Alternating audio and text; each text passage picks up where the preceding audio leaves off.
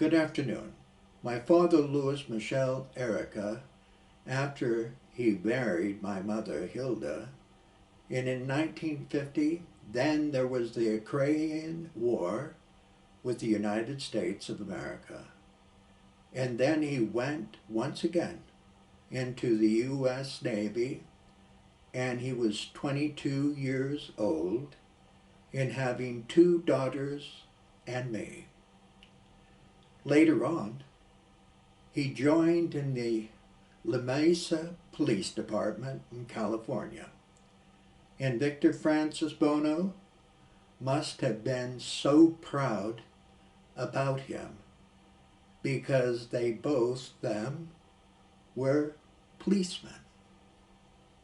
The Korean War began on June 25th, 1950, and it officially ended on July 27th, 1953, with my father Sonny returning home to El Cajon, California, to reunite with his family. My first sister, Theresa, was 4 years old, Renee was around 2 years old, and me at 9 months old. My father was 25 years old, and he soon became a Mesa Police Officer. Actress Bette Davis didn't appear on the silver screen in 1953, and she wouldn't be seen again until 1955. Joan Crawford must have been delighted not to see Bette Davis coming out with a new motion picture in 1953. But Crawford was in the motion picture Torch Song, starring Michael Wilding and Gig Young, and filmed by MGM. It was released on October 23, 1953.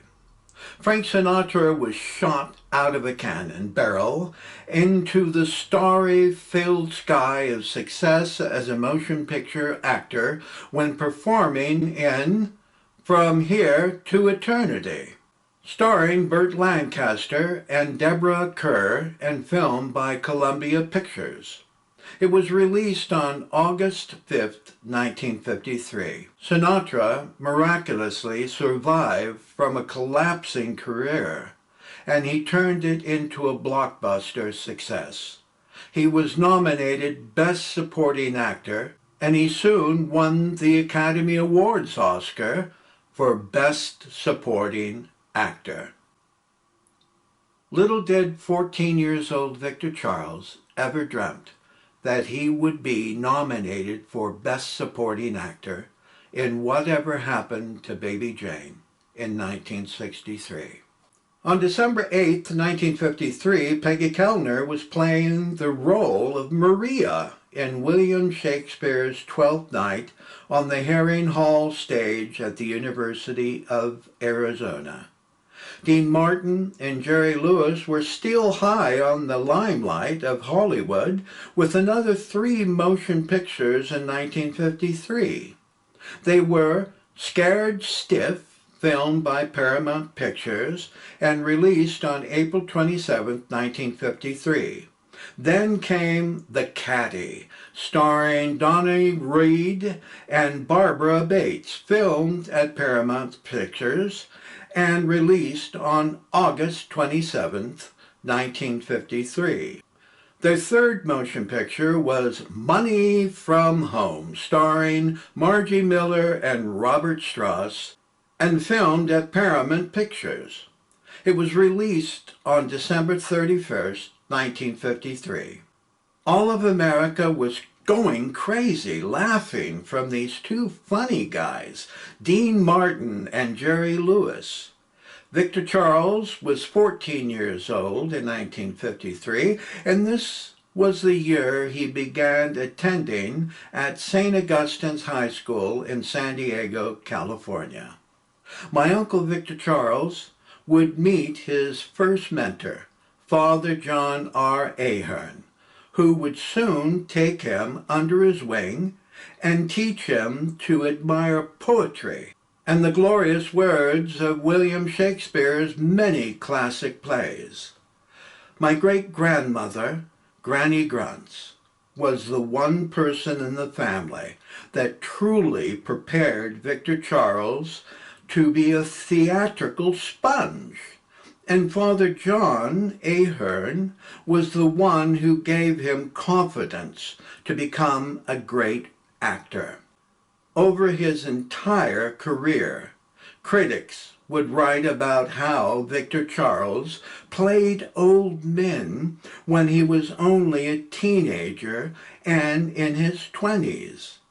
It was not only due to his height and weight, but it was his mature spirit that he carried inside. I can only guess that he was influenced as a child and young teenager by the people who were around him. Victor Francis most likely had his friends over to his house many times, and when Victor Charles was sitting across the room from these worldly men, he would be studying and drinking in their facial expressions and listening to their audible tones. These were very powerful men, and being the sponge Victor Charles was, it only makes sense that he copied their characteristics like a good actor should. I know it was true for me, for when I was 13 years old and living with my Uncle Victor Charles in 1965, I too was in the company of Hollywood actors and actresses, and I copied them as he did.